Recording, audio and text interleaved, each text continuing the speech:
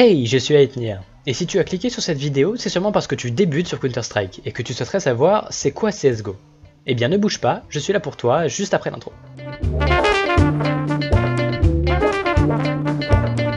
Je vais donc te présenter Counter-Strike Global Offensive, que tu dois sûrement déjà connaître. Enfin, si. Au moins de nom. Eh, t'habites pas dans une grotte, si? Enfin bref. Je vais commencer par expliquer brièvement les origines du jeu, son principe, et enfin je présenterai plus en détail les différents modes de jeu que tu vas y trouver. A la base, Counter-Strike est un mode du célébrissime Half-Life. La première bêta du jeu sort le 19 juin 1999 et fait un véritable carton auprès des joueurs, séduits par le gameplay novateur ainsi que par la gratuité de ce Counter-Strike. Valve va bientôt entendre parler du jeu et en achète alors les droits. Les créateurs du mode, Minlee et Jess Cleaves, sont ainsi recrutés par la société et le 8 novembre 2000 sort la première version du jeu, Half-Life Counter-Strike. Viendront ensuite Counter-Strike Condition 0, Counter-Strike Source et enfin Counter-Strike Global Offensive. Counter-Strike Global Offensive, ou CSGO, sort des bureaux de Valve Corporation le 21 août 2012 sur PC puis Mac. Les versions PlayStation 3 et Xbox 360 n'existent pas. Du tout. C'est un jeu de tir à la première personne en multijoueur basé sur les tactiques d'équipe, bon et quand même un peu sur le skill, faut arrêter de déconner hein. Il oppose une équipe de terroristes à une équipe d'antiterroristes qui, au cours de plusieurs manches, doivent accomplir des objectifs ou éliminer tout simplement l'équipe adverse. Bien que très peu reconnu à son lancement, CSGO est parvenu à s'imposer sur la scène du jeu vidéo, et notamment dans le domaine de l'e-sport, au fil des années. Son succès est en particulier dû à un gameplay riche qui demande une maîtrise millimétrée de ses périphériques de jeu. Il existe plusieurs modes de jeu officiels dans CS, le match à mort, la course à l'armement, la démolition, l'occasionnel et le compétitif. On va voir quelles sont les règles de chacun. Le match à mort, Deathmatch.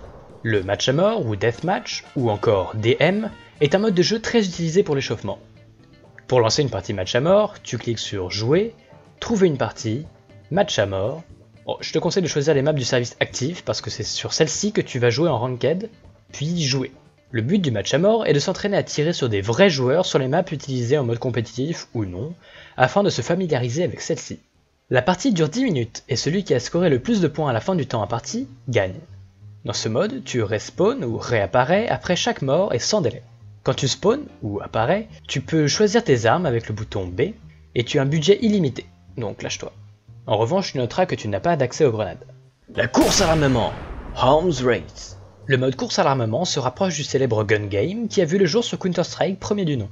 Il est assez connu car il a été repris dans beaucoup de jeux comme Call of Duty ou Battlefield. La course à l'armement se déroule en une seule manche et les joueurs tués réapparaissent instantanément et restent invulnérables avant qu'ils n'attaquent. Il n'est pas possible d'acheter des armes ou de l'équipement en mode course à l'armement.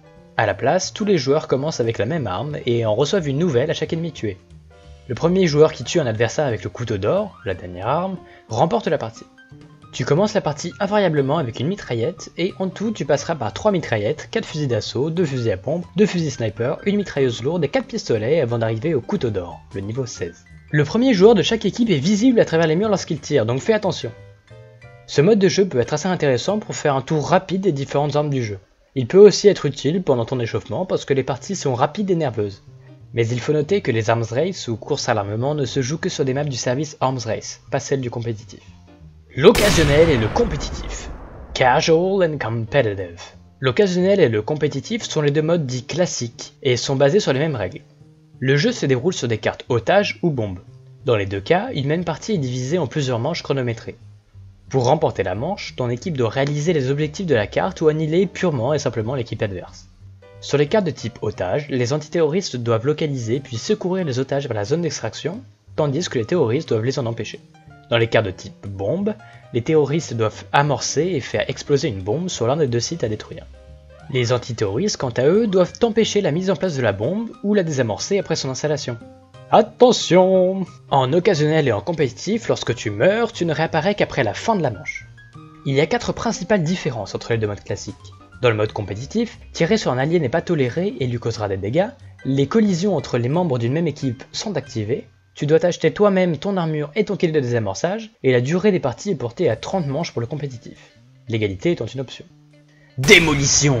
À la croisée entre une course à l'armement et un occasionnel, on trouve le mode démolition. Ce mode se déroule en 2 parties de plusieurs manches au rythme soutenu. Les équipes sont inversées à la fin de la première partie.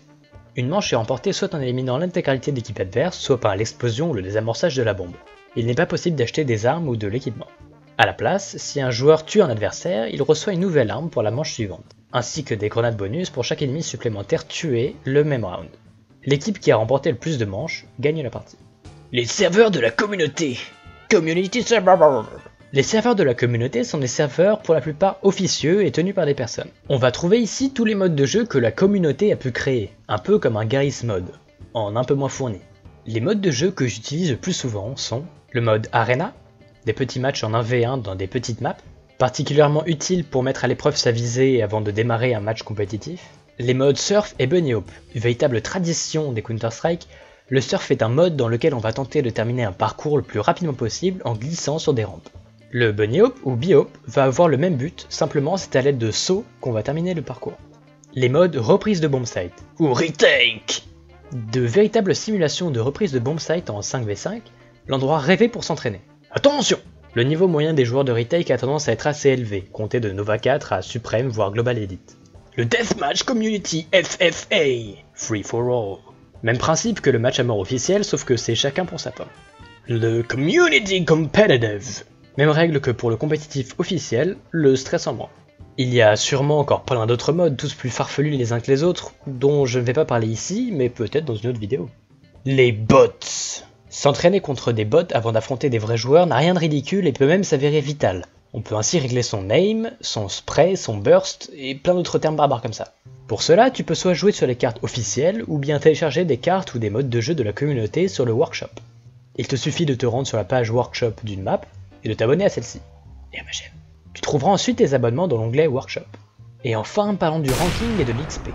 Maintenant que tu as essayé tous les modes de jeu officiels ou non, tu rêves sûrement d'aller popper des têtes en ranked et de planter 2 ou 3 bombes. Mais pas si vite, jeune terroriste impétueux. Avant de pouvoir lancer une compétitive, tu dois d'abord passer niveau 3. Comment? Tu auras remarqué qu'à la fin de chacune de tes parties officielles, et j'insiste sur officielle, une petite barre se remplit de vert. C'est ta barre d'XP. Il te faut 5000 XP pour passer un niveau, donc après rapide calcul, 10 000 XP pour atteindre le niveau 3. Donc tu l'auras compris, il va falloir que tu farmes l'XP afin de pouvoir jouer en compétitif. La distribution d'XP se fait en fonction de ton score à la fin de la partie et du mode de jeu dans lequel tu joues. À la fin d'un occasionnel par exemple, l'XP que tu recevras vaudra 4 fois ton score, alors qu'en compétitif, ton XP reçu vaudra 30 fois le nombre de manches que tu auras gagné. On trouve alors que le mode le plus rentable pour faire de l'XP est le match à mort, car on peut réapparaître vite et la partie est relativement courte. Bon courage!